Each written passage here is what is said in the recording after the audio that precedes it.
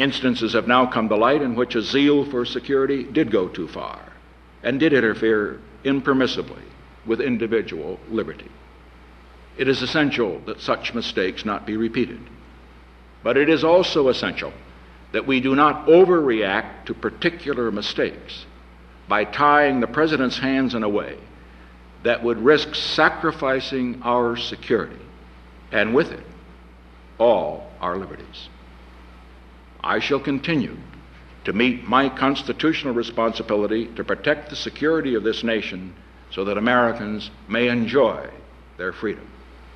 But I shall and can do so by constitutional means in ways that will not threaten that freedom. As we look at Watergate in a longer perspective, we can see that its abuses resulted from the assumption by those involved that their cause placed them beyond the reach of those rules that apply to other persons and that hold a free society together. That attitude can never be tolerated in our country. However, it did not suddenly develop in the year 1972. It became fashionable in the 1960s as individuals and groups increasingly asserted the right to take the law into their own hands, insisting that their purposes represented a higher morality. Then their attitude was praised in the press and even from some of our pulpits as evidence of a new idealism. Those of us who insisted on the old restraints, who warned of the overriding importance of operating within the law and by the rules, were accused of being reactionaries. That same attitude brought a rising spiral of violence and fear, of riots and arson and bombings, all in the name of peace and in the name of justice. Political discussion turned into savage debate. Free speech was brutally suppressed as hecklers shouted down or even physically assaulted those with whom they disagreed. Serious people raised serious questions about whether we could survive as a free democracy. The notion that the end justifies the means proved contagious. Thus, it is not surprising, even though it is deplorable, that some persons in 1972 adopted the morality that they themselves had rightly condemned and committed acts that have no place in our political system. Those acts cannot be defended. Those who were guilty of abuses must be punished. But ultimately, the answer does not lie merely in the jailing of a few overzealous persons who mistakenly thought their cause justified their violations of the law. Rather, it lies in a commitment by all of us to show a renewed respect for the mutual restraints that are the mark of a free and a civilized society. It requires that we learn once again to work together. If not united in all of our purposes, then at least united in respect for the system by which our conflicts are peacefully resolved and our liberties maintained. If there are laws we disagree with, let us work to change them, but let us obey them until they are changed. If we have disagreements over government policies, let us work those out in a decent and civilized way within the law and with respect for our differences. We must recognize that one excess begets another, and that the extremes of violence and discord in the 1960s contributed to the extremes of Watergate. Both are wrong. Both should be condemned. No individual, no group, and no political party has a corner on the market on morality in America.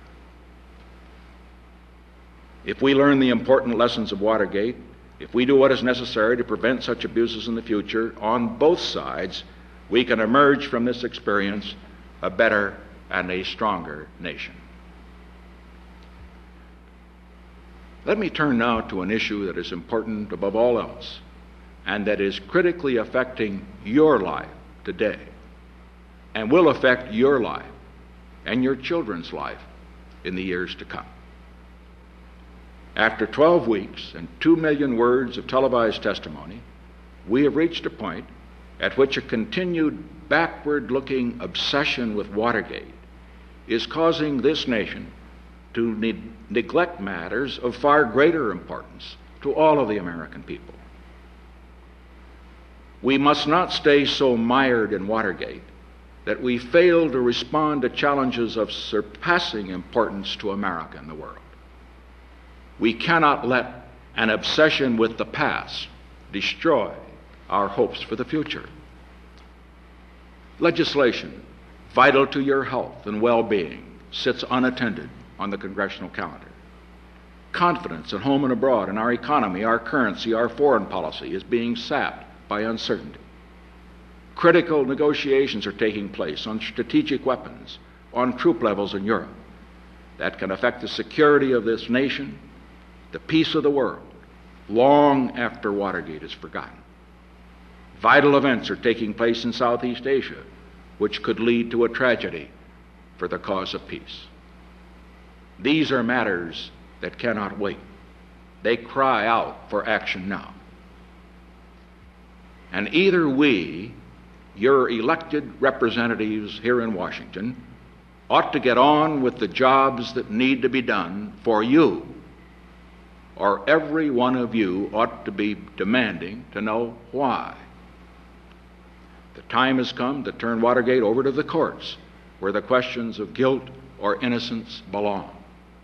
The time has come for the rest of us to get on with the urgent business of our nation. Last November, the American people were given the clearest choice of this century. Your votes were a mandate which I accepted to complete the initiatives we began in my first term and to fulfill the promises I made for my second term.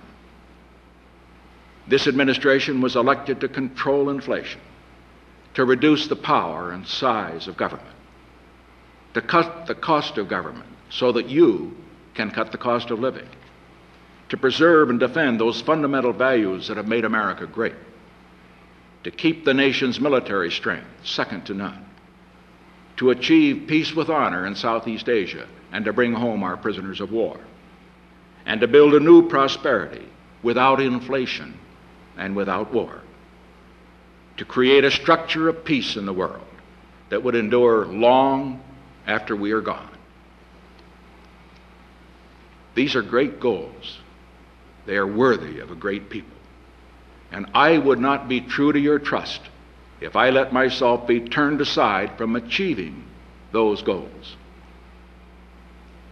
If you share my belief in these goals, if you want the mandate you gave this administration to be carried out, then I ask for your help to ensure that those who would exploit Watergate in order to keep us from doing what we were elected to do will not succeed.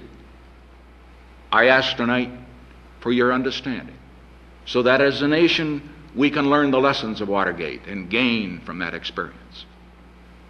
I ask for your help in reaffirming our dedication to the principles of decency, honor, and respect for the institutions that have sustained our progress through these past 2 centuries. And I ask for your support in getting on once again with meeting your problems, improving your life, building your future. With your help, with God's help, we will achieve those great goals for America. Thank you, and good evening.